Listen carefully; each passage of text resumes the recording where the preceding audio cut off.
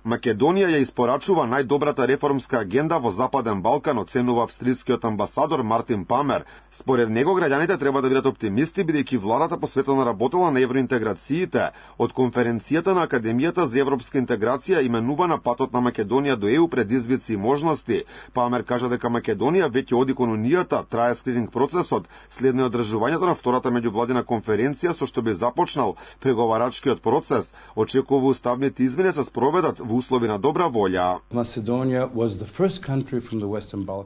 Македонија беше првата држава од Западен Балкан што ја испорача реформската агенда за планот за раст на Западен Балкан. И тоа всушност беше најдобриот план.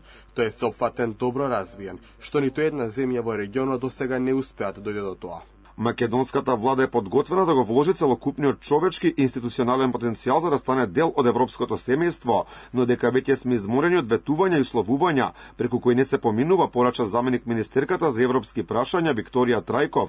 Вели дека активно се работи на спроведување на реформската агенда, а тоа го покажуваат и финансиските средства кои ги добиваме од Европската унија за спроведените реформи.